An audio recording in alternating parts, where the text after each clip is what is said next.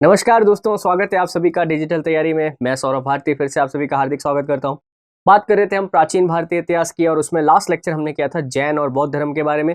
उससे पहले मैंने आपको प्राचीन भारत के कुछ राजवंशों के बारे में बताया था, यानी कि मगध में मौर्य साम्राज्य के उद्गम से पहले जो राजवंश हुए उस पर हमने चर्चा की थी। हमने किया था हर्यक वंश, हमने किया था कालाशोक वंश और हमने किया था नंद वंश। नंद वंश के अंतिम शासक धनानंद की हत्या करके चंद्रगुप्त मौर्य जो है उसने मौर्य साम्राज्य की स्थापना करी। देखिए, इससे पहले कुछ घटनाएं हुई, हमें उनके बारे में अगर हम जानकारी ले ले तो ठीक रहेगा। देखिए, नंद वंश की स्थापना महापद्म नंद ने की थी। महापद्म नंद जो है वो एक शूद्र जाति से संबंध रखता था और आप इसे भारतीय इतिहास में, प्राचीन भारतीय इतिहास में पहला शूद्र वंश भी कह सकते हैं, गलत नहीं है। और महापद्म नंद को देखिए दूसरा परशुराम भी कहा गया है। इसने भारी पैमाने पर जो है क्षत्रियों का नरसंहार किया। बात समझ रहे?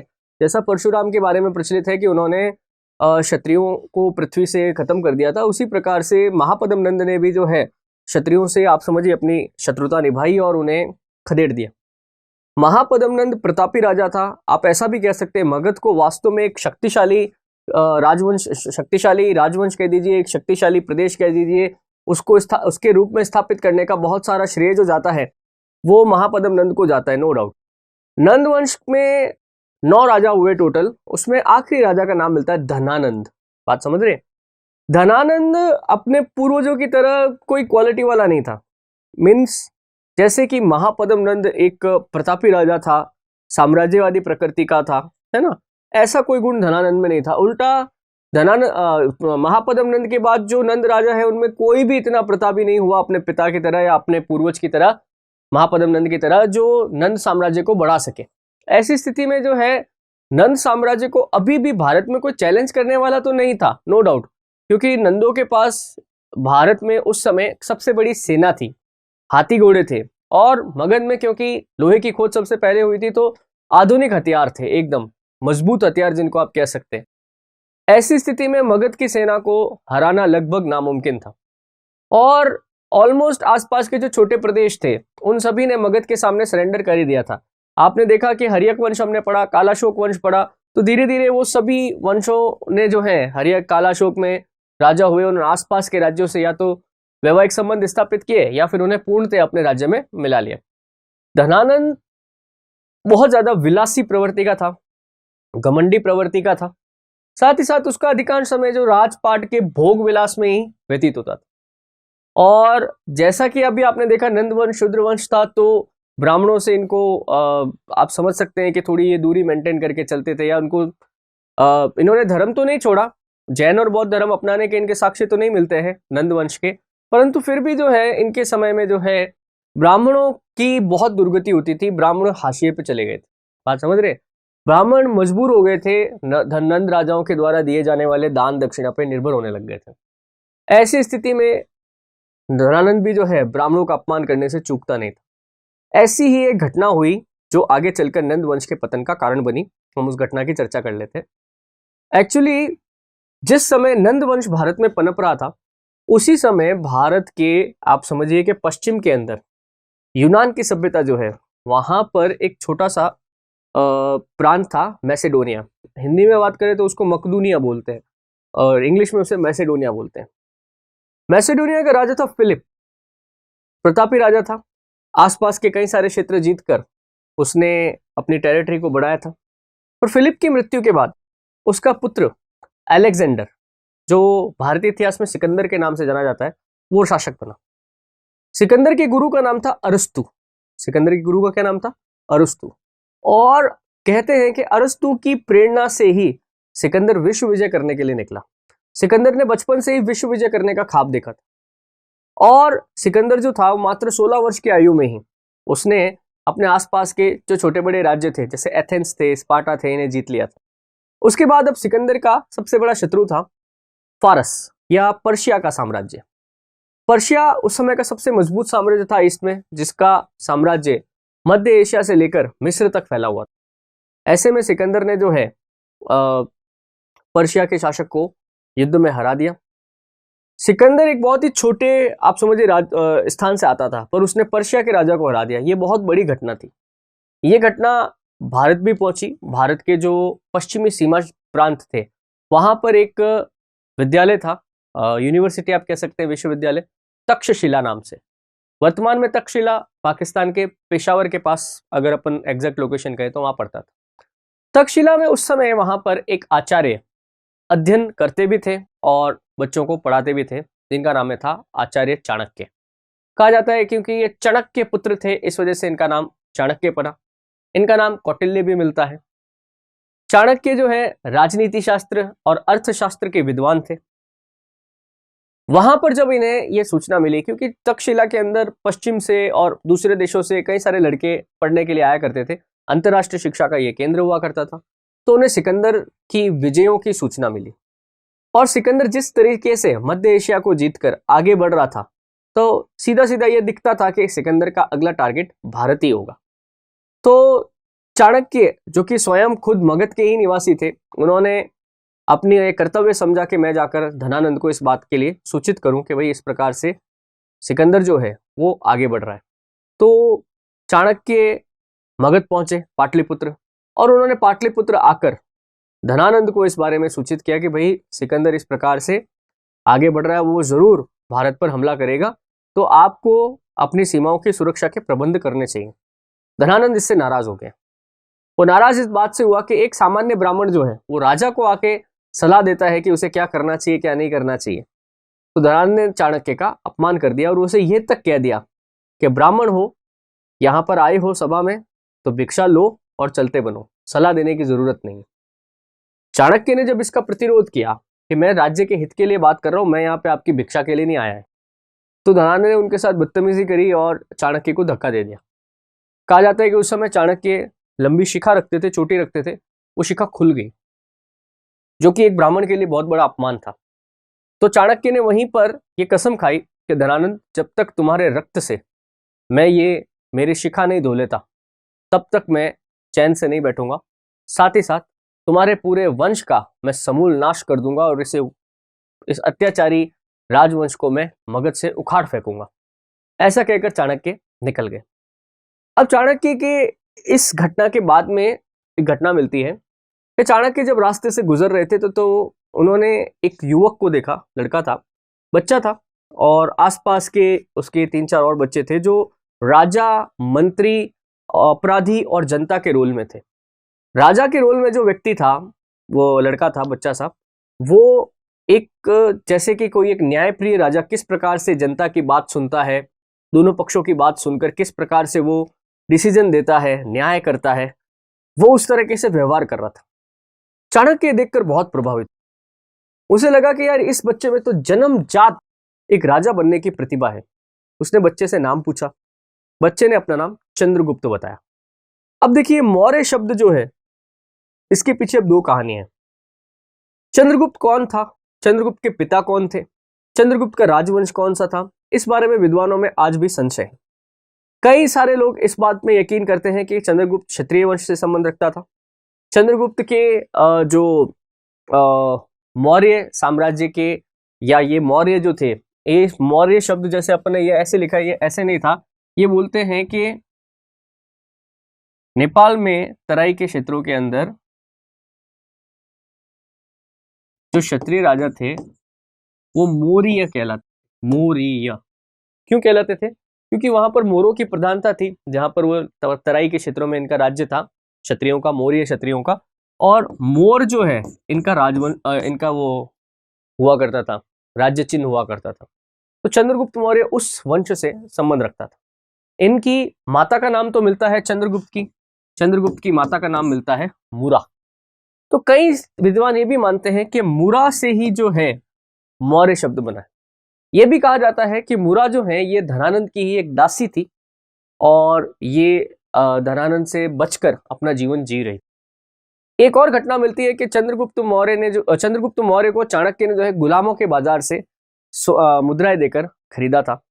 हालांकि कई सारे इतिहासकार एक और पक्ष मानते हैं कि चंद्रगुप्त को उसके मामा से, एक्चुअली चंद्रगुप्त का लालन पालन जो किया करता था वो उसका मामा किया करता था, मुरा भी उसी के वही रहती थी। तो मामा ने जो है चंद्रगुप्त को चाणक्य के हाथों बेच दिया, ऐसा भी कहा जाता है। बाकायदा चाणक्य ने उसके लिए मूल्य चुकाया। अब जो भी बात है, इसमें ये बात आप मान सकते हैं कि चाणक्य ने चंद्रगुप्त के अंदर कुछ ना कुछ पोटेंशियल देखा कि यार इस लड़के को मैं तैयार कर सकता हूं एक योद्धा के रूप में, भारत के एक भावी राजा के रूप में। और चाणक्य ने उसे पिकअप कर लिया और चाणक्य ने उसे शिक्षित दीक्षित करना शुरू किया। इन वर्षों के अंदर जो है सिकंदर भी लगातार आगे बढ़ता रहा फारस से लेकर सिंधु घाटी तक, सिंधु नदी तक। रास्ते में जो भी छोटे बड़े राज्य आए, कबीले आए, सिकंदर उनको जीतता हुआ आगे बढ़ा। सिकंदर ने ज्यादातर जगहों पर अपने वैवाहिक संबंध स्थापित किए और उसके बाद जो है सिकंदर भारत की धरती पर आ धमका। तब तक धनानंद जो है वो अपने उन्हीं चीजों के अंदर व्यस्त था, उसका सिकंदर के आक्रमण पर कोई ध्यान नहीं था। परंतु तब तक चाणक्य ने चंद्रगुप्त को योग्य शिक्षा देकर, अस्त्रों की शिक्षा देकर तैयार कर दिया था। सिकंदर जब भारत पहुंचा तो सिंधु घाटी नदी के उस पार जो वो पश्चिम की तरफ जो है, जो मतलब अफगानिस्तान की तरफ वाला पार्ट है, वहां पर राजा आम्भी का राज्य था। आम्भी राजा ने जो है सिकंदर के सामने आत्मसमर्पण कर दिया और सिकंदर ने सिंधु नदी को पार कर लिया। पार करने के बाद जब सिकंदर सिंधु नदी के आगे आया तो फिर अब आगे जो साम्राज्य था वो था राजा पोरस का। पुरु भी नाम मिलता है, पोरस भी नाम मिलता है। तो सिकंदर और पोरो का लिख देता हूं मैं, सिकंदर और राजा पोरस का झेलम नदी के किनारे युद्ध हुआ। इस युद्ध के अंदर पोरस की हार हुई। बात समझ रहे? ये युद्ध बड़ा फेमस है, हेफस्तनीस की लड़ाई इसको कहा जाता है। झेलम नदी के किनारे ये लड़ा गया था और इस युद्ध में पोरस की हार के बाद कहा जाता है कि पोरस को पकड़ के सिकंदर के पास लेके आया गया और सिकंदर ने पोरस से पूछा आपके साथ क्या व्यवहार किया जाए। तो पोरस का कह रहा था जैसा एक राजा दूसरे राजा के साथ करता है। तो सिकंदर इस बात से बड़ा प्रभावित हुआ, उसने पोरस को अपनी मित्रता ऑफर करी। पोरस ने सिकंदर की मित्रता स्वीकार कर ली और फिर सिकंदर ने पोरस को उसका राज्य लौटा दिया। एक घटना ये भी मिलती है कि क्योंकि सिकंदर जानता था कि पोरस जैसे राजा, अभी तो हम भारत के अंदर एंटर भी नहीं हुए, और पोरस जैसे आप समझिए कि अपनी मातृभूमि के लिए प्राण न्यौछावर करने वाले राजा अगर भारत में हैं तो फिर इनको गुलाम बनाना या इनको हराना आसान नहीं होगा। इस वजह से मुझे भारत में भारतीय लोगों के ही सपोर्ट की आवश्यकता होगी। इस वजह से उसने यहाँ पर मित्रता करना उचित समझा। वैसे भी सिकंदर जो है आज तक उसका ये रिकॉर्ड भी था, जिन जिन राज्यों में भी गया वहां पर इसने मित्रता ही करी, वैवाहिक संबंधी स्थापित किए। तो ये इसके कैरेक्टर की, सिकंदर के व्यक्तित्व की एक विशेषता थी। तो पोरस के साथ भी उसने आप ऐसा करिए, समझिए कि मित्रता कर ली। पोरस भी इस बात से बहुत ही ऑब्लाइज्ड हुआ और आगे के सिकंदर के अभियानों में पोरस की मदद सिकंदर की मदद पोरस ने की। पोरस का भतीजा था कनिष्क पोरस, छोटा पोरस, वो जो है झेलम नदी के पार जो है उसका शासन था व्यास नदी तक। तो जब कनिष्क पोरस पे आक्रमण किया तो उसने भी बड़ी वीरता से युद्ध किया। कहा जाता है कि अगर पोरस की सेनाएं, बड़े पोरस की सेनाएं जो हैं सही समय पर नहीं पहुंचती तो सिकंदर वहां पे हार जाता। तो आप समझिए कि झेलम नदी के तट पर भी और व्यास नदी के इस इलाके में भी सिकंदर को बहुत ही कड़ी टक्कर मिली थी भारतीय राजाओं से। इसी वजह से सेनाओं का मनोबल टूट गया था। जो सेनाएं थी सिकंदर की, उनका मनोबल टूट गया था। साथ ही साथ 337 ईसा पूर्व में सिकंदर अपने देश से निकला था और भारत में जो ये हम झेलम के तट पर लड़ाई देते 326 ईसा पूर्व की। ऑलमोस्ट इतने समय तक सिकंदर के जितने भी सैनिक थे, सिकंदर की सेना थी, वो अपने देश से बाहर ही अभियानों पे निकली हुई थी, वापस घर गए नहीं। इस वजह से भी उसकी जो सेना है उसमें विद्रोह हो गया। साथ ही साथ एक कारण ये भी बताते हैं कि जब सिकंदर की सेना के लोगों ने सुना मगध की विशाल सेना के बारे में, जिसमें 1 लाख से अधिक सैनिक है, घुड़सवार है ना, हाथी है। यूरोपीय लोगों ने पहले हाथी नहीं देखा था। पोरस की सेना में जब उन्होंने हाथी जैसा ऐसा विशाल का जानवर देखा तो उससे भी डर गए थे। तो उनका भी ये तो कुछ नहीं है, मगध के पास जो सेना है उसमें सबसे ज्यादा हाथियों की संख्या है, रथों की संख्या है। तो ऐसे में कहा जाता है कि सिकंदर की सेना का मनोबल टूट गया और उन्होंने आगे बढ़ने से मना कर दिया। सिकंदर ने अपनी सेना को धमकी भी दी परंतु उसका कोई फायदा नहीं हुआ और फाइनली फिर सिकंदर ने कहा कि भाई चलो ठीक है, अपन वापस लौट जाते हैं। तो सिकंदर मगध पर आक्रमण किए बिना ही लौट गया। अब यहाँ पर घटना मिलती है कि चाणक्य ने चंद्रगुप्त मौर्य से कहा था कि तुम जाके सिकंदर से मिलो और उससे अपने शत्रु धनानंद के खिलाफ सहायता मांगो। हालांकि कहा जाता है कि चंद्रगुप्त मिलने भी गया था परंतु चंद्रगुप्त ने कुछ ऐसी घमंड पूर्वक बातें सिकंदर के सामने करी कि सिकंदर ने उसे पकड़ने का आदेश दे दिया और चंद्रगुप्त फिर जो है अपनी तलवार के दम पर कलाबाजियां करता हुआ सिकंदर के खेमे से बाहर निकल गया। ये घटना कई जगह पे मिलती है, परंतु प्रामाणिकता पे अभी भी जो विद्वान है वो संशय करते हैं कि शायद ये सही ना हो। तो सिकंदर और चंद्रगुप्त मौर्य के मिलने की कोई प्रामाणिक जानकारी हमें नहीं मिलती है। जो भी बात है, सिकंदर मगध पर आक्रमण किए बिना लौट गया। लौटते समय अपने जो पश्चिम के अंदर जीते हुए प्रदेश थे उनको वो अपने एक क्षत्रप आप सेनापति कह सकते हैं, उसको सौंप गया। उसका क्षत्रप था सेल्यूकस निकेटर। तो भारत में सिकंदर के जो जीते हुए प्रदेश थे वो सेल्यूकस निकेटर के अंडर में आ गए। पोरस ने वापस जाते हुए भी उसका अच्छा स्वागत किया। हालांकि पंजाब वाले क्षेत्र से जब सिकंदर गुजर रहा था तो यहाँ पर एक जनजाति रहती थी खोखर जनजातियों से सिकंदर का युद्ध हुआ। कहा जाता है इसी युद्ध के अंदर सिकंदर को एक घाव लगा और वो घाव गैंग्रीन में बदल गया, मतलब घाव सड़ गया, जहर फैल गया और सिकंदर की बेबीलोन जाते हुए, बेबीलोन पर्शिया साम्राज्य की राजधानी थी, वहां जाने से पहले ही रास्ते में सिकंदर की मृत्यु हो गई। 322 ईसा पूर्व में सिकंदर की मृत्यु हो जाती है। तो सिकंदर की मृत्यु के बाद जो इतना बड़ा उसका साम्राज्य था उसके क्षत्रपों में बढ़ जाता है। तो भारत का जो साम्राज्य था वो फिर सेल्यूकस निकेटर के अंडर में आ जाता है। अब यही वो मौका था जब कई सारे जो प्रांत थे, खास करके मगध के सीमावर्ती प्रांत, जो बड़े बड़े राजवंश थे, वो सिकंदर के आक्रमणों से हिल गए थे। यही मौका था चंद्रगुप्त मौर्य के लिए।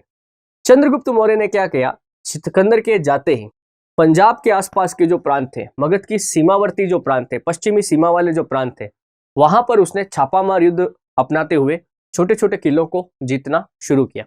चाणक्य ने ब्राह्मणों को एकत्रित किया और उनसे धन की व्यवस्था करवाई ताकि सेना बनाई जा सके, सेना का खाना खर्चा और सेना के जो हथियार वगैरह हैं वो उपलब्ध कराए जा सके।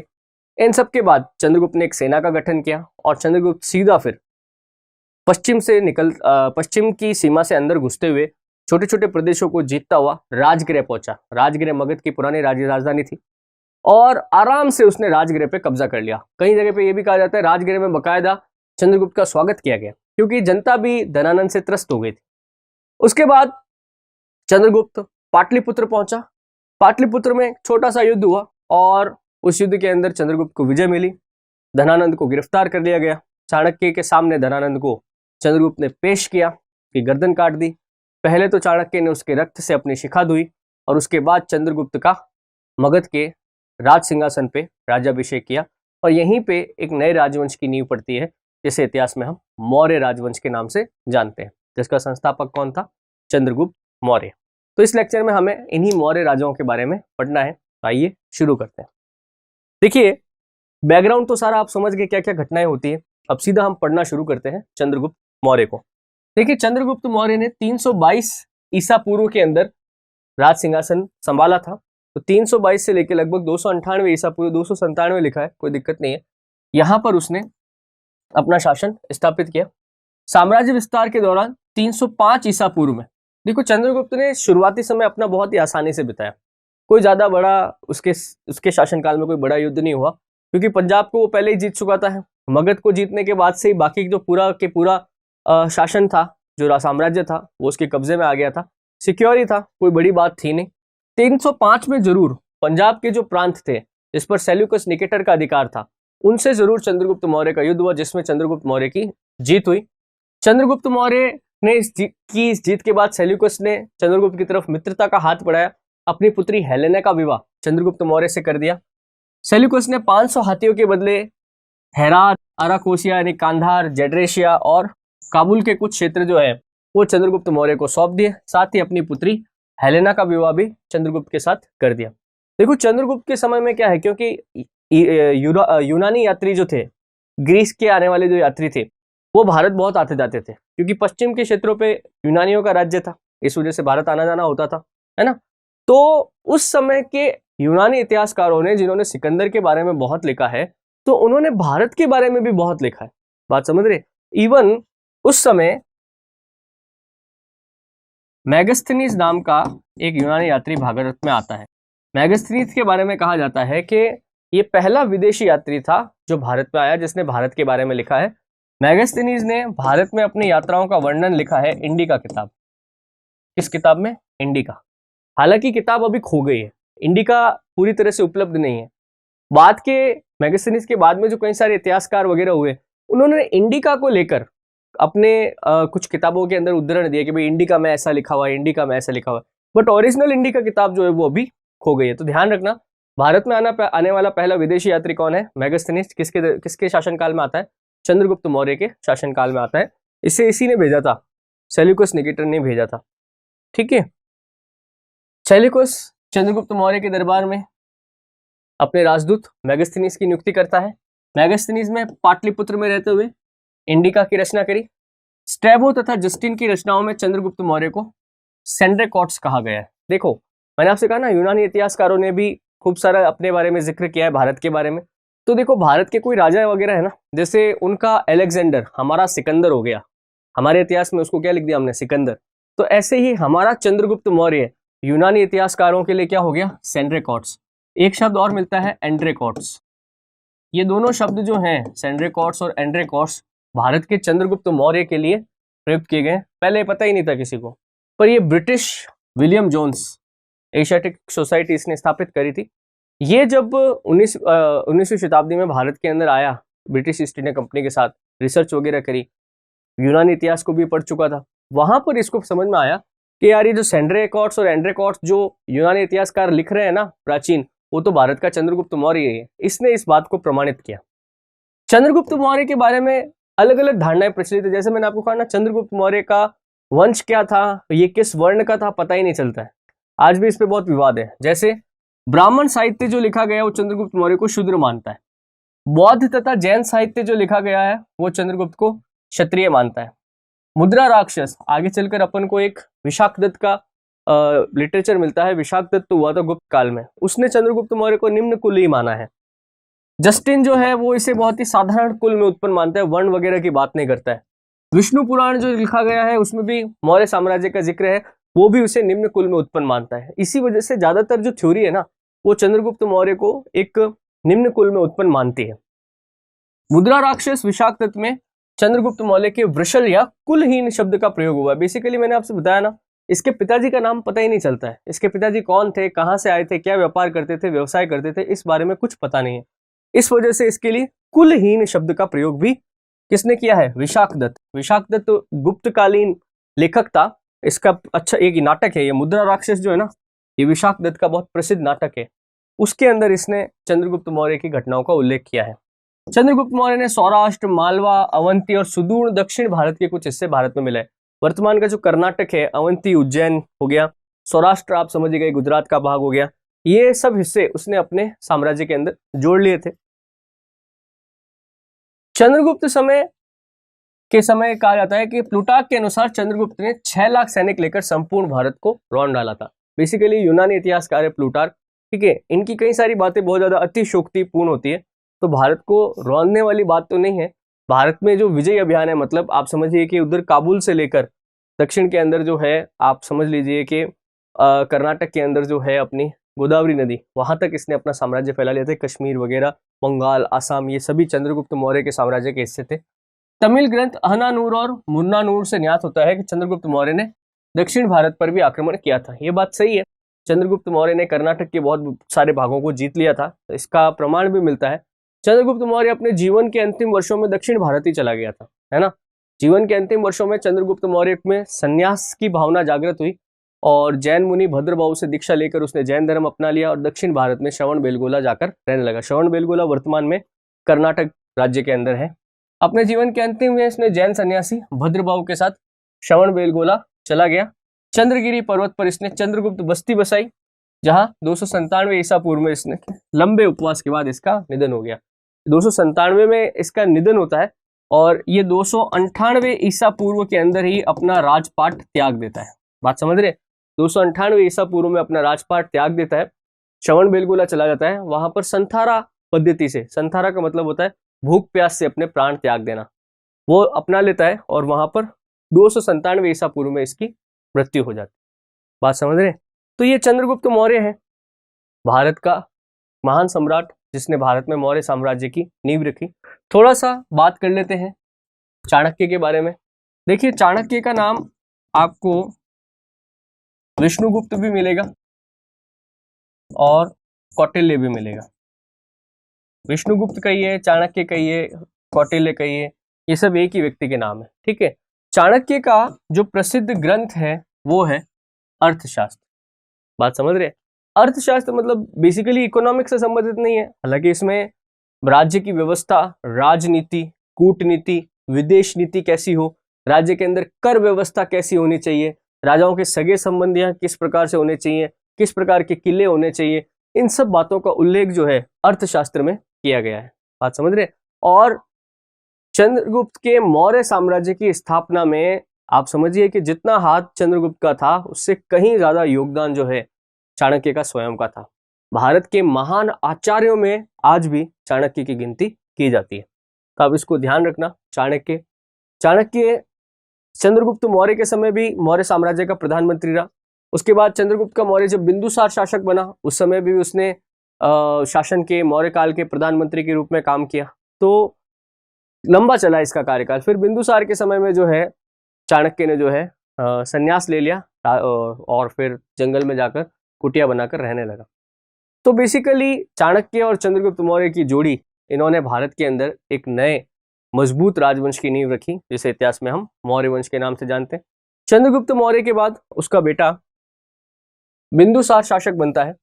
बिंदुसार देखिए चंद्रगुप्त के बाद शासक बना। यूनानी लेखकों ने बिंदुसार को अमित्रोचैट्स कहा है, कहीं पे अमित्रोचैट्स भी लिख रहे हैं, अमित्रोचैट्स या अमित्रोचैट्स, ये किसके लिए शब्द प्रयोग हुआ है? बिंदुसार के लिए प्रयोग हुआ है। वायु पुराण में इसे भद्रसार और जैन धर्म ग्रंथों में इसे सिंहसेन कहा गया है। बिंदुसार के शासन काल में तक्षशिला में विद्रोह हुआ और तक्षशिला में हुए इस विद्रोह को इसके बेटे, दूसरे नंबर का बेटा था अशोक, उसने दबाया। दूसरा विद्रोह उज्जैन में हुआ था, उसमें भी सुशीम और अशोक दोनों ने मिलकर इस विद्रोह को दबाया था। सीरिया का शासक जो है एंटियोकस ने डायमेकस को बिंदुसार के दरबार में अपना राजदूत बना के भेजा था। मतलब आप समझिए कि उस समय मौर्य साम्राज्य के जो संबंध थे, विदेशी व्यापार भी करते थे भारत के लोग, सीरिया से, यमन से, इस तरह के जो लोग हैं, मिस्र के लोगों से, मिस्र की सभ्यता भी बहुत पुरानी है, तो वहां से किसने, सीरिया के राजा एंटियोकस ने डायमेकस नाम के व्यक्ति को बिंदुसार के दरबार में अपने राजदूत बनाकर भेजा था। मिस्र के शासक टालिपी ने, फिलाडेल्फस ने डियानिकस को बिंदुसार के दरबार में राजदूत नियुक्त किया था। तो बेसिकली आपस में इनके संबंध चलते रहते थे। बिंदुसार आजीवक संप्रदाय को संरक्षण देने वाला पहला मौर्य शासक था। आजीवक संप्रदाय भी देखिए जैन धर्म का ही एक संप्रदाय था, है ना, जैसे जैन धर्म की शिक्षा है वो आजीवक संप्रदाय में भी प्रचलित थी। तो जैसे चंद्रगुप्त मौर्य जीवन के अंतिम वर्षों के अंदर जैन धर्म का अनुयायी हो गया था, वैसे ही बिंदुसार जो है वो आजीवक संप्रदाय का अनुयायी हो गया था। बिंदुसार भी जो है वो जिसको कहते हैं ना, सुलह की नीति में विश्वास रखने वाला था, अर्थात जितने भी आसपास के राजवंश हैं या बड़ी शक्तियां हैं उनसे मित्रतापूर्ण संबंध स्थापित रहने चाहिए।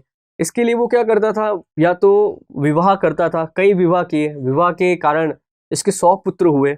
सबसे बड़ा सुशीम था, दूसरा पुत्र अशोक था, और आगे चलकर जो राजवंश भी हस्तांतरित हुआ, राजगद्दी हस्तांतरित हुई, वो अशोक को हुई। तो अब हम पढ़ेंगे सम्राट अशोक के बारे में, बिंदुसार का ही पुत्र था। थोड़ा देखिए बिंदुसार का नेचर ऐसा था कि शादियां बहुत सारी करी उसने, ठीक है। तो ऐसी स्थिति में क्या हुआ कि कई सारे पुत्र हुए, और प्रथा ये थी कि जो सबसे बड़ा पुत्र है वही शासक बनता था।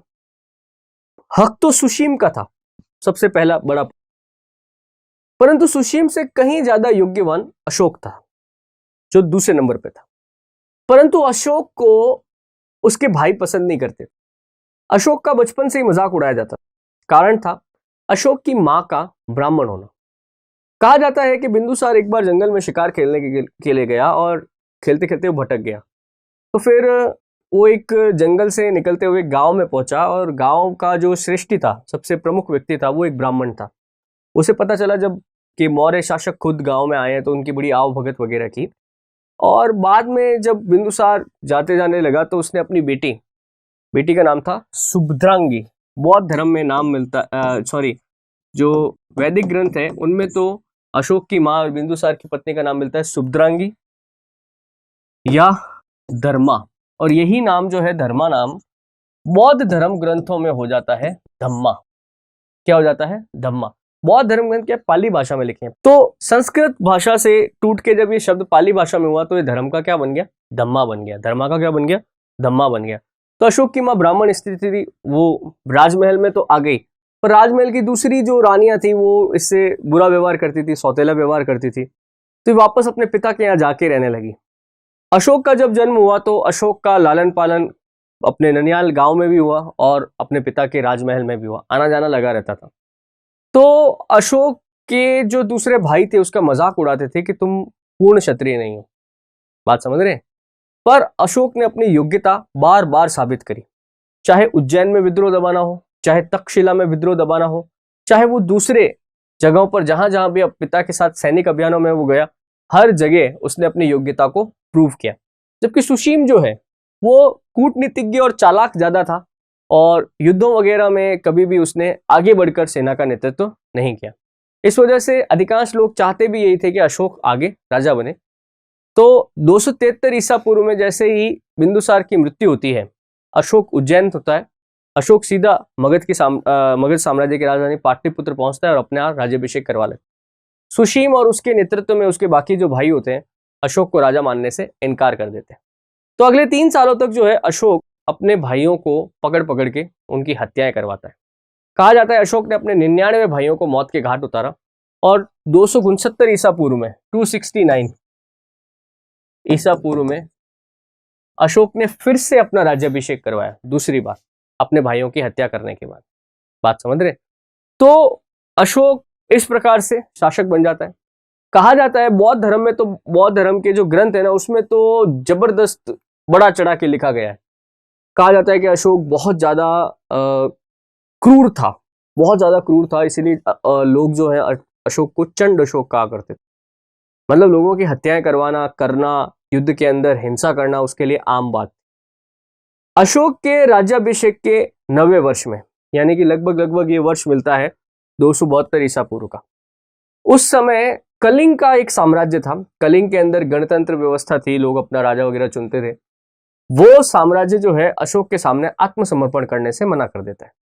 अशोक को इस बात का गुस्सा आता है और अशोक कलिंग पर आक्रमण करते हैं। कलिंग का भयंकर युद्ध होता है और क्योंकि इस युद्ध के अंदर कई सारे आम जन लोग भी शामिल थे, उनकी भी युद्ध के अंदर मृत्यु हो जाती है और भारी संख्या में लोगों का नरसंहार किया जाता है। कहते हैं कि इस युद्ध के बाद जब अशोक युद्ध भूमि के पास से गुजरा तो युद्ध की बाद की स्थिति देखकर, सैनिकों की लाशें देखकर, बच्चों का विलाप, उनकी विधवा स्त्रियों का विलाप देखकर अशोक का दिल पसीज जाता है। वो वापस अपनी राजधानी आता है और आकर फिर सभी धर्म के लोगों से चर्चाएं करता है कि मुझे भाई मानसिक रूप से शांति नहीं मिल रही है। बाद में कई सारे धर्माचार्यों से मुलाकात के बाद अशोक को बौद्ध धर्माचार्यों की बातें बहुत अच्छी लगती। बौद्ध भिक्षुओं के संवादों से वो बहुत प्रभावित होता है और अशोक कलिंग युद्ध के कुछ समय बाद ही बौद्ध धर्म को पूर्णतः स्वीकार लेता है। उसके बाद अशोक जो है अपने जीवन का लक्ष्य युद्ध विजय के स्थान पर धम्म विजय को बना लेता है। अशोक का मानना था कि अगर ज्यादातर लोग बौद्ध धर्म को अपना ले, जो अहिंसा का संदेश देता है, तो फिर युद्ध होंगे ही नहीं। तो अशोक ने फिर अपने जीवन का अंतिम लक्ष्य बना लिया कि मुझे जब तक मैं जीवित हूं बौद्ध धर्म का प्रचार प्रसार करना है। और अशोक ने बौद्ध धर्म को संरक्षण दिया। बौद्ध भिक्षुओं के लिए उसने जगहों जगहों पर चैत्य और विहार बनवाए।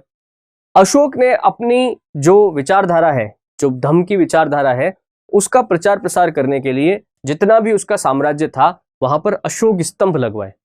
अशोक स्तंभ के ऊपर, अशोक स्तंभ का मतलब क्या, ऐसे पत्थर का एक पिलर होता था, उस पिलर के ऊपर उसने वहां की जो लोकल लैंग्वेज है, जैसे कहीं पे ब्राह्मी भाषा में है, कहीं पर खरोष्टी लिपि में है, उस भाषा के अंदर उसने 12 शिलालेख खुदवाए, यानी 12 मैसेज, पहला, दूसरा, तीसरा, चौथा, पांचवा, एक के ऊपर, और उसे अपने राज्य के पूरे जहां जहां पर भी कोने थे वहां लगाया। मतलब अशोक का अभिलेख आपको वर्तमान में पाकिस्तान में मिलेगा, अफगानिस्तान में मिलेगा, तिब्बत में मिलेगा, चीन में मिलेगा, भारत में कई स्थानों पर मिलेगा अशोक के अभिलेख। आप समझिए कि अशोक इतना चक्रवर्ती राजा था। क्योंकि अशोक ने अपने जीवन का बाद का लक्ष्य जो है, कलिंग युद्ध के बाद में अशोक ने अहिंसा, सद्भाव और भाईचारे की विचारधारा, धार्मिक रूप से सभी धर्मों को सम्मान देना, इसमें उसने अपना ध्यान लगाया, उसमें अपना सर्वस्व अर्पित कर दिया। इस वजह से अशोक के नाम के आगे आज हम महान शब्द का प्रयोग करते हैं, हम कहते हैं महान सम्राट अशोक। बात समझ रहे? महान शब्द बहुत ही कम लोगों के साथ प्रयोग में किया जाता है, उसमें से अशोक एक है। तो आइए बारी बारी से हम अशोक के जीवन की इन घटनाओं को वापस से एक बार पढ़ लेते हैं। देखिए, सम्राट अशोक ने 273 ईसा पूर्व में सिंहासन प्राप्त कर लिया था, परंतु 4 साल तक वो गृह युद्ध में ही उलझा हुआ रहा। वास्तविक राज्याभिषेक उसका 269 ईसा पूर्व में हुआ था, जब उसने बाकी 99 भाइयों की हत्या कर दी। शासक बनने से पहले वो उज्जैन और तक्षशिला का गवर्नर था। एचपी वेल्स ने उसे सम्राटों में महानतम शासक बताया है। अशोक की माता सुभद्रांगी थी, ब्राह्मण थी, चंपा की राजकुमारी थी। कश्मीर तथा खोतान पर भी अधिकार कर लिया था। कश्मीर में अशोक ने श्रीनगर की स्थापना करी थी। बाद में अशोक का पुत्र जो था कुणाल, वो फिर कश्मीर का शासक बना, वहीं पे शासक करा उसने। राज्याभिषेक के 8वें वर्ष में 261 ईसा पूर्व के अंदर अशोक ने कलिंग पर आक्रमण किया। कलिंग उड़ीसा वाला, मैं शायद 273 बोल दिया था पहले, ध्यान रखना 261 ईसा पूर्व है। हाँ, 261 ईसा पूर्व में उसने कलिंग पर आक्रमण किया, कलिंग को जीत लिया। परंतु कलिंग युद्ध के जीत के बाद अशोक का हृदय परिवर्तन हुआ। कलिंग के हाथी गुम्फा अभिलेख से प्रकट होता है कि संवर तक उस समय कलिंग पर नंदराज नामक कोई राजा राज्य कर रहा था। बेसिकली कलिंग पर उस समय कौन सा राजवंश था, राजा था, इस बारे में इतिहास में ज्यादा कुछ लिखा नहीं गया है। कलिंग युद्ध में व्यापक हिंसा के बाद उसने युद्ध विजय की जगह, ये शब्द अभी मैंने आपको काम लिया, उसने अपने जीवन का लक्ष्य क्या बना लिया? धम्म विजय को बना लिया। उपगुप्त नामक बौद्ध भिक्षु से उसने बौद्ध धर्म की दीक्षा ली। बौद्ध धर्म अपनाने के बाद बौद्ध धर्म का प्रचार प्रसार किया। इसके लिए उसने बकायदा अपने जो पुत्र और पुत्रियां थी उनको भी धर्म प्रचार करने के लिए भेजा। जैसे अशोक का पुत्र महेंद्र और पुत्री संघमित्रा जो है श्रीलंका में बौद्ध धर्म के प्रचार प्रसार के लिए गए। कई बार ये क्वेश्चन पूछा जाता है, तो ध्यान रखना आप भी। अशोक ने शासन के 10वें वर्ष में बोध गया, है ना, बोध गया जहां पे बुद्ध को ज्ञान की प्राप्ति हुई थी। 20वें वर्ष में लुम्बिनी की यात्रा करी। लुम्बिनी जहां पर गौतम बुद्ध का जन्म हुआ था। नेपाल की तराई में स्थित निगलिवा में कनक मुनि के स्तूप को उसने पुनर्निर्माण कराया और उसका संवर्धन करवाया। बौद्ध स्तूपों का निर्माण कराया। देखो, बौद्ध स्तूप क्या होते थे? स्तूप, चैत्य और विहार, ये 3 संरचनाएं मिलेंगी आपको। चैत्य और विहार जो है, चैत्य तो क्या होते थे? गुफाओं को काटकर, पत्थरों को काट के बनाए जाते थे, गुफाएं बनाई जाती थी, चैत्य। विहार जो होते थे बौद्ध भिक्षुओं के रहने के स्थान हुआ करते थे। स्तूप क्या होते थे? आप ऐसा कह सकते हैं गौतम बुद्ध के मंदिर। क्या होता था इस स्तूप के अंदर? ऐसे बीच के अंदर एक ऐसे पूरी एक बिल्डिंग बनाई जाती थी, यूं इस प्रकार से, ठीक है। ये बीच में जो जगह होती थी ना, इसके अंदर एक बर्तन के अंदर गौतम बुद्ध से संबंधित कोई ना कोई अवशेष रखा जाता था, जिनका बुद्ध के जीवन से कुछ संबंधित है। कई सारे स्थानों पर तो गौतम बुद्ध के शरीर के अवशेष रखे गए, कहीं पर दांत, बाल, है ना, इस प्रकार से रखे गए। वो गौतम बुद्ध के जो मतलब उनके पर्सनल यूज से संबंधित चीजें थी, कई जगहों पर उसका भी स्तूप बनाया गया।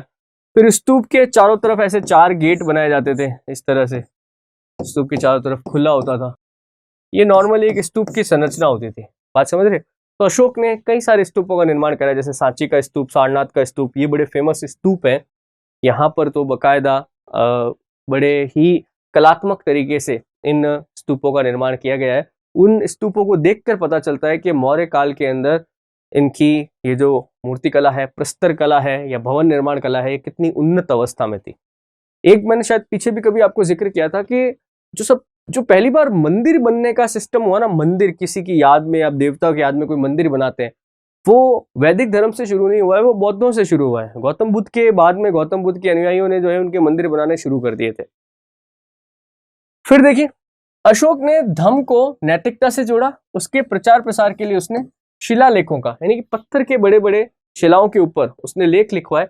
खास करके वो जो मैंने आपको बताया अशोक के अभिलेख, अशोक के जिसके ऊपर वो पिलर के ऊपर लिखवा कर उसने राज्य के कोने कोने में लगवाए। इसकी प्रेरणा उसे ईरानी शासक दारा प्रथम से मिली। अशोक ने विहार यात्रा की जगह बौद्ध तीर्थ स्थलों की यात्रा अर्थात धम्म यात्रा को प्रेरित किया। धम्म को स्थापित करने के लिए उसने धम्म महापात्र नाम के अधिकारियों की नियुक्ति करी। बाकायदा अशोक ने राज्य के खर्चे पर ऐसे अधिकारियों की नियुक्ति करी जो बौद्ध धर्म की स्थापना करें, बौद्ध धर्म का प्रचार प्रसार राज्य में करें, लोगों को एनकरेज करें कि आप बौद्ध धर्म को अपनाइए। अशोक के शिलालेख ब्राह्मी, ग्रीक, अरमाइक और खरोष्टी लिपि में मिलते हैं। देखो, ब्राह्मी लिपि तो आप समझ गए, ये भारत के अंदर जो प्रचलित थी ब्राह्मी लिपि। ग्रीक लिपि समझ गए आप, यूनान की जो लिपि थी, सिकंदर जहां से आता था। खरोष्टी लिपि जो है ये वर्तमान में जो अफगानिस्तान और इसके आसपास के क्षेत्र है, यहाँ पर खरोष्टी लिपि प्रचलित थी। अरमाइक लिपि जो है ये मध्य एशिया में प्रचलित थी। तो बेसिकली इन चारों लिपि में अशोक ने अपने अभिलेखों का उत्कीर्णन करवाया था, मतलब उनको लिखवाया था। अशोक के सभी लेखों की भाषा कैसी है? प्राकृत है। देखो, एक होती है भाषा, एक होती है लिपि। समझते हो आप इसका मतलब? जैसे अपन आजकल करते हैं ना इंग्लिश, जैसे आप व्हाट्सएप पे कोई मैसेज भेजते हो, आपने टाइप तो इंग्लिश के लेटर से किया है, ABCD उसको बना के किया है, परंतु आपने उसमें जो मैसेज लिखा है वो आपकी हिंदी भाषा में। तो ऐसे ही लेटर्स तो किसी और लिपि के हैं, परंतु भाषा कौन सी है? प्राकृत भाषा है। मतलब आप किसी से बात कर रहे हो तो आप मैसेज तो हिंदी में लिख रहे हो, है ना, पर उसको लिखने के लिए आपने लिखा कि कल मैं आऊंगा, तो KAL मैं आऊंगा, इस प्रकार से। तो ये तो होती है लिपि, जो आपका वो कीबोर्ड है, और वो नीचे जो आप बोलना चाह रहे हैं वो क्या है? भाषा। तो अशोक के अभिलेख किस भाषा में है? प्राकृत भाषा में। लिपि अलग अलग है, 4 प्रकार की लिपि का इसने प्रयोग किया है। ठीक है। शाहबाजगढ़ी और मानसेरा के लेख जो है खरोष्टी लिपि में है। ये शाहबाजगढ़ी, मानसेरा आपको पाकिस्तान की तरफ मिलेंगे। तक्षशिला और लघमान के अभिलेख अरमाइक लिपि में है, ये भी आपको पाकिस्तान में मिलेंगे, पर उत्तर में मिलेंगे पाकिस्तान के। शरकुना अभिलेख द्विलिपिक है, ये अरमाइक तथा ग्रीक दोनों ही लिपि के अंदर लिखा गया है। सर्वप्रथम 1750 में टील पैंथर नामक विद्वान ने अशोक की लिपि का पता लगाया था। ये बड़ा इंपॉर्टेंट है, कई बार पूछते हैं अशोक के अभिलेख को पढ़ने में सबसे पहली सफलता किसे मिली थी? तो आप याद रखेंगे जेम्स प्रिंसेप। जेम्स प्रिंसेप, देखो ये पहला व्यक्ति है जेम्स प्रिंसेप जिसने अशोक के अभिलेखों को पढ़ने में सफलता प्राप्त करी थी 1837 में। घौली तथा जोनागढ़ के शिलालेख पृथक कलिंग लेख कहलाते हैं। इसमें सभी मनुष्यों को अपनी संतान बताया गया है, इसमें कोई खास क्वेश्चन नहीं बनता है। कौशाम्बी तथा प्रयाग के स्तंभ लेख में अशोक की रानी कारुवकी के दान का उल्लेख है। अशोक की एक रानी बड़ी फेमस है, जिसका एक ही रानी है जिसका नाम अशोक के साथ अशोक के शिलालेखों पे मिलता है, उसका नाम मिलता है कारुवकी या कौरवकी भी मिलता है कई जगहों पे, इसलिए इसे रानी का लेख भी कहा जाता है। कारुवकी अशोक का एक पुत्र था, तीवर उसकी मां थी। अशोक के भाब्रू शिलालेख में धम्म का उल्लेख मिलता है। देखो अशोक के शिलालेख बहुत स्थानों से मिलते हैं, तो जिस स्थान से वो मिला ना उसका नाम उसके साथ में ले लेते। जैसे भाब्रू से मिला तो भाब्रू शिलालेख, तो अशोक के धम्म का उल्लेख, अशोक का धम्म क्या था, अशोक क्या कहना चाहता था, ये भाब्रू शिलालेख में मिलता है। देखो अशोक ने जो अशोक स्तंभ बनवाए वो कुछ इस प्रकार से थे। इसमें 4 प्रमुख भाग होते थे एक स्तंभ के अंदर। सबसे पहले देखो ये निचला वाला भाग होता था, गोल एकदम पॉलिश, उसको कहा जाता था यष्टि। क्या कहा जाता था? यष्टि। फिर यष्टि के ऊपर क्या होता था? उल्टा कमल होता था। ये उल्टा कमल है, कमल होता है ना कमल का, उसको उल्टा ऐसे पहना दिया, उल्टा कमल। ये यष्टि के ऊपर कमल की आकृति। फिर उसके ऊपर होती थी एक चौकी। चौकी समझते हो ना, चौकोर पत्थर एकदम, ये चौकी, इसको बोलते थे फलका। और फलके के ऊपर होती थी एक पशु की आकृति। बात समझ रहे? कई कई जगहों पे फिर इसके ऊपर जो है एक धर्म चक्र भी मिलता था। तो अशोक का ये इस प्रकार का जो स्तंभ बनाने की ये टेक्निक जो है, कई स्थानों पर आप समझिए कि ये नीचे वाला तो सब कुछ सेम है, मतलब ये शिलालेख सेम है, फिर ये ऊपर का फलका सेम है, यष्टि सेम है, मतलब ये उल्टा कमल, फिर वो चौकी, ऊपर अलग अलग प्रकार के जानवर बनाए। जैसे कहीं पर सिंह का उल्लेख है, मतलब शेर बना हुआ है, कई जगहों पर 4 मुख वाला शेर है। तो ये 4 मुख वाला शेर जो है, जो सारनाथ के अशोक स्तंभ से लिया गया है, वो वर्तमान में भारत का राज चिन्ह है। बात समझ रहे? कई जगहों पर सिर्फ एक शेर है बैठा हुआ। तो अशोक ने इस प्रकार के शिला स्तंभ बहुत सारे स्थानों पर लगवाए। बसाड़ के स्तंभ के ऊपर जैसे सिंह मिलता है, संकीसा के ऊपर हाथी, रामपुरवा पर बैल, लौरिया नंदनगढ़ पर सिंह, ये लौरिया नंदनगढ़ का है। सांची और सारनाथ के स्तंभों पर एक साथ 4 सिंह की आकृति। तो मैंने जैसा कहा अशोक ने शिलालेखों में अलग अलग ये इस प्रकार के जो स्तंभ थे जानवरों का प्रयोग किया। तो देखो इन सब जानवरों का प्रयोग किया। इसमें से आप सांची और सारनाथ जरूर याद रखना, ये भाई कई बार पूछेंगे आपसे। सांची सारनाथ तक्षशिला स्थित धर्मराज का स्तूप अशोक ने ही बनवाए थे। देखिए अशोक का जो ये शिलालेख मैंने बताया था ना आपको कि उसने उस पे अपने पिलर के ऊपर 12 मैसेज लिखवाए थे। तो 12 मैसेज जो इनको 12 ही शिलालेख कहा गया। तो अशोक के इन शिलालेखों के अंदर कई बार सवाल पूछते थे कि कौन से शिलालेख के अंदर ये बात लिखी हुई है, कौन से शिलालेख के अंदर ये बात लिखी हुई है, तो मैं आपको थोड़ा सा बता देता हूं। देखो, अशोक ने सबसे पहले तो आप ये याद रखोगे, 11वां, अशोक ने अपने 11वें शिलालेख के अंदर अपने जो धम्म विजय है, मैंने आपको बोला ना कि अशोक ने अब राज्य विजय की नीति को त्याग कर धम्म विजय को अपनी नीति बनाया, तो वो किस में लिखा हुआ है? अशोक के 11वें शिलालेख में लिखा हुआ है। अशोक का जो 13वां शिलालेख है, 13वां, ये तो 11, ये 13, वो कलिंग युद्ध की जानकारी देता है। अशोक के उस शिलालेख में 13वां शिलालेख जो है वो कलिंग युद्ध की जानकारी देता है। कलिंग युद्ध का वर्ष प्रमाणिक तौर पर वहीं पर हमको मिलता है 261 ईसा पूर्व। बात समझ रहे? ठीक है, बाकी आप याद रखो तो रखो, बाकी कोई बड़ी बात नहीं है, ऐसे तो 14 है टोटल। ठीक है, तो 11वां और 13वां आपको याद रखना बहुत जरूरी है। इसमें अशोक का ये सबसे ज्यादा जो महत्वपूर्ण बात है वो सामने आती है। तो अशोक ने टोटल, देखो कई कई जगहों पे 12 भी हैं, तो टोटल 14 जो हैं शिलालेख ऊपर से उसने लिखवाए गए थे जो आज तक हमको मिले हैं। तो आप याद रखना इसको, खास करके 11वां और 13वां आप जरूर याद रखना। अशोक ने बराबर की पहाड़ियों में आजीवक सन्यासियों के लिए गुफाओं का निर्माण कराया। बौद्ध धर्म में लिखा हुआ है कि अशोक ने लगभग 84,000 स्तूपों का निर्माण करवाया था।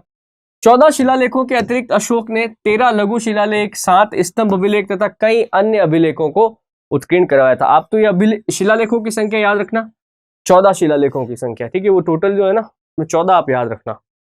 नेक्स्ट देखो आप, अशोक ने, जैसा मैंने कहा, बौद्ध धर्म का प्रचार प्रसार किया। उसने कई स्थानों पर बौद्ध धर्म के प्रचार प्रसारक भेजे, जैसे मजांतिक को उसने भेजा कश्मीर और गांधार में, मज्जिम को भेजा हिमालय में, सोन व उत्तरा को सुवर्ण भूमि, महाधर्म रक्षित को महाराष्ट्र में, महादेव को महिष मंडल मैसूर में, महेंद्र संघमित्रा श्रीलंका, महारक्षित यवन देश, धर्म रक्षित अपरांतक और रक्षित को बनवासी।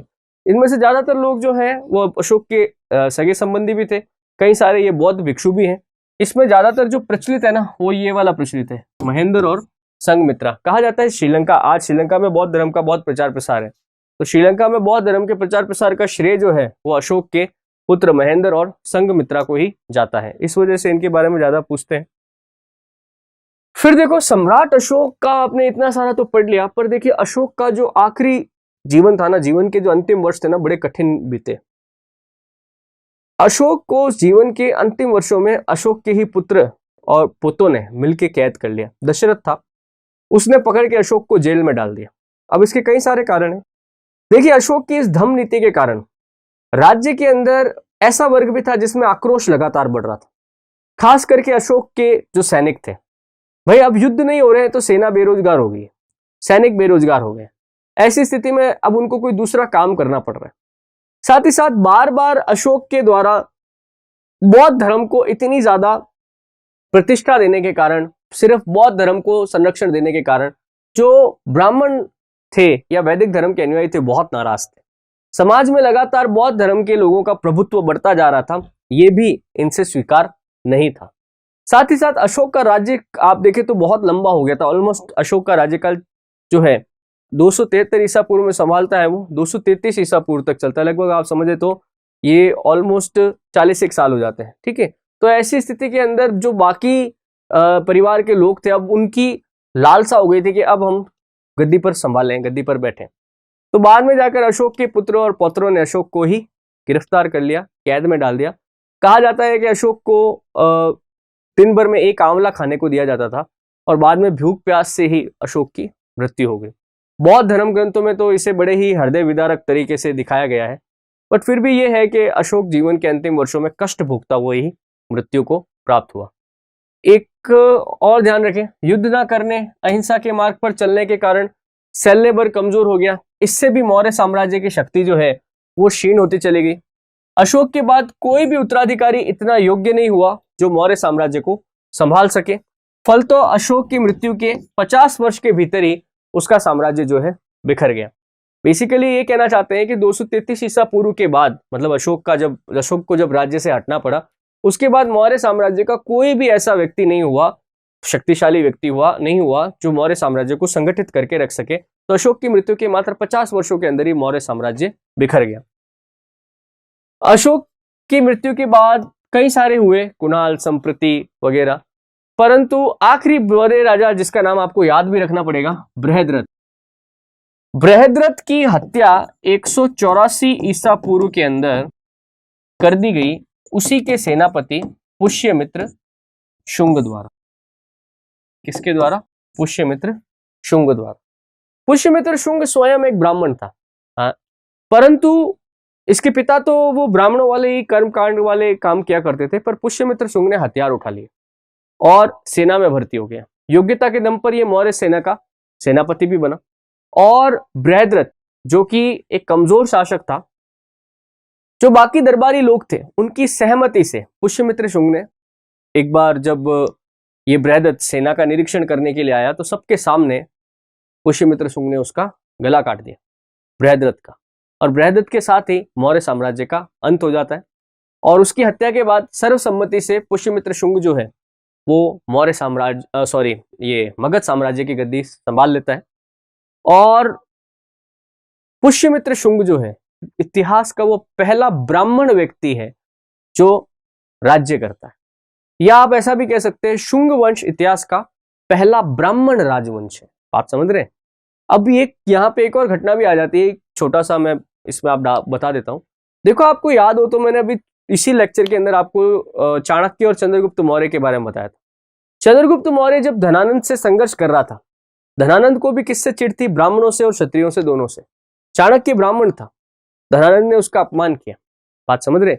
उसने अपने अपमान का बदला तो ले लिया, परंतु ब्राह्मणों ने धनानंद को हटाने के लिए चंद्रगुप्त की जो मदद की थी, उस मदद का आप समझिए वापस पे बैक जो होता है वो मौर्य राजा नहीं कर सके। चंद्रगुप्त मौर्य ने जीवन के अंतिम वर्षों में जैन धर्म को संरक्षण दे दिया, बिंदुसार ने आजीवक धर्म अपना लिया, और अशोक का तो आप अभी जान ही चुके हैं, पूरी जिंदगी लगा ली बौद्ध धर्म के प्रचार प्रसार में। तो वो जो ब्राह्मण वर्ग थे वो तो हमेशा से ही हाशिए पे चले गए ना। नंदों के समय उनका कुछ उद्धार हुआ, सोचा था मौर्य करेंगे इसलिए इनकी मदद करें, उनका भी कुछ नहीं हुआ। इसी वजह से ये भी एक थ्योरी प्रचलित है कि इसी वजह से ब्राह्मणों ने स्वयं अब शासक बनने का निर्णय लिया, और पुष्यमित्र शुंग जो कि मजबूत सेनापति था, युद्धों के अंदर विजय हासिल करी थी, लोकप्रिय भी था, उसे राजा बनने के लिए आमंत्रित किया गया, और इसी ने इतिहास में ब्राह्मण वंश की नींव रखी शुंग वंश के नाम से। तो जो भी बात है, मौर्य काल प्राचीन भारत के अंदर भारत को एक संगठित शक्ति के रूप में स्थापित करने में अपना बहुत बड़ा योगदान करता है। मेगास्थनीज ने तो बकायदा उस समय के मौर्य साम्राज्य के बारे में आप समझिए शान में इतने कसीदे पढ़े हैं कि आप बता नहीं सकते। उसने चंद्रगुप्त के महलों के बारे में लिखा है, चंद्रगुप्त के व्यक्तित्व के बारे में लिखा है, मौर्य साम्राज्य का दूसरे विदेश के जो साम्राज्य है उनके साथ जो व्यापार होता है उनके बारे में लिखा है। तो कुल मिला के माना जा सकता है कि मौर्य काल के अंदर भारत की स्थिति विश्व के अंदर कई सारी सभ्यताओं से बहुत अच्छी थी। भारत बहुत ज्यादा विदेशों में एक शक्तिशाली राजनीतिक शक्ति के रूप में अपना स्थान रखता था, व्यापारिक शक्ति के रूप में स्थान रखता था। और उस समय का आप जो सभ्यता का एडवांसमेंट है यानी कि उनकी उन्नति है, वो मौर्यकालीन जो अवशेष हमें मिलते हैं, मौर्यकालीन जो इमारतें हमें मिलती हैं, अशोक के शिलालेखों को आप देखिए, उनसे हम मान सकते हैं कि यार वास्तव में उस समय भारतीय सभ्यता जो है बड़ी एडवांस रही होगी। तो यहाँ पे हम मौर्यकालीन लेक्चर को खत्म करते हैं। आई होप आपको समझ में आए होंगे। कुछ जो फैक्ट्स हैं उनको आप जरूर याद रखना, जैसे अशोक के शिलालेख हुए है ना, कहाँ कहाँ पर है उनको आप थोड़ा ध्यान रखिएगा, और हो जाएगा। इसमें क्वेश्चन जो अपन ने किए ना, इसमें से ही कहीं ना कहीं से आपका क्वेश्चन बन जाएगा, ज्यादा इसमें जाने की जरूरत नहीं। तो मौर्य काल और ये सब ऐसे हैं, इतने डेप्थ में है कि आप पागल हो जाओगे कि पढ़ूं क्या और छोड़ूं क्या, है ना। तो ऐसा नहीं करना है अपने पास, अपने को हमेशा कॉन्क्रीट स्टडी करनी है, एकदम टारगेटेड स्टडी। यार इसमें से क्वेश्चन बनता है ना। या तो पुराने क्वेश्चंस की मदद लो, या फिर जैसे मैंने कई सारे एग्जाम दिए तो अनुभव है कि यार ये यहाँ से क्वेश्चन पुटअप होते हैं, तो उस हिसाब से आप चलो। तो मेरा पढ़ाने का तरीका वैसा ही रहता है। तो आप भी कुछ लेक्चर पूरा सुन के नोट्स वगैरह तैयार करो, ठीक है। ये लेक्चर अपन यही समाप्त करते हैं। Thank you. Please like